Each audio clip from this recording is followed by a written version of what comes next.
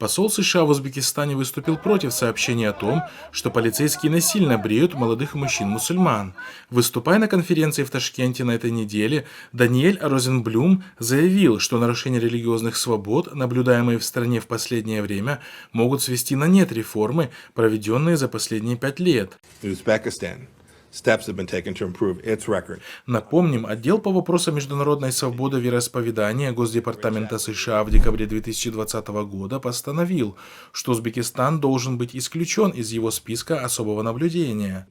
Тогда Госдеп пришел к выводу, что власти Узбекистана больше не терпят серьезных нарушений религиозных свобод. Кампании по принудительному сбриванию бород у мужчин периодически проводятся в Узбекистане и Таджикистане.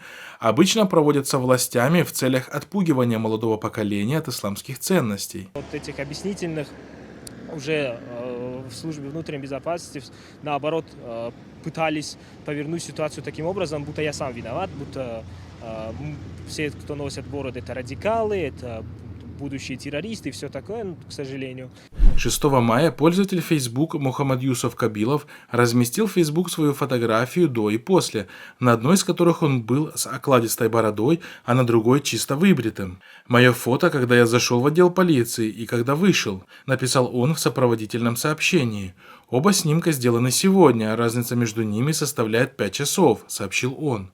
26-летний Кабилов рассказал Evrasianet.org, что 5 месяцев назад переехал в Ташкент из Намангана в поисках работы. Он сказал, что его остановили на улице и проверили его удостоверение личности, прежде чем доставить в полицейский участок. В отделении милиции был парень с триммером в руках. «Меня отвели в туалет и там побрили. Силу полицейские не применяли», — сказал Кабилов. «Они были в штатском из антитеррористического управления. Нас было человек 10 бородатых парней, и всех брили одной машинкой. Это было совершенно антисанитарно». Кабилов говорит, что ему предложили выбор – либо сбрить бороду, либо 15 суток тюрьмы. Неясно, на основании чего ему было бы предъявлено обвинение.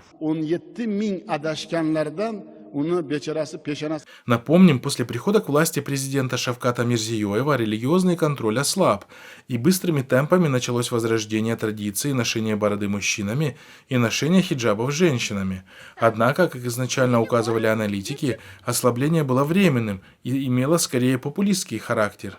И ситуация постепенно скатывается к каримовским временам. Кабилов, однако, не раскаивается и говорит, что снова отрастит бороду. «Скоро она снова вырастет, и у меня снова будет борода. Это мой выбор и мое убеждение», — сказал он.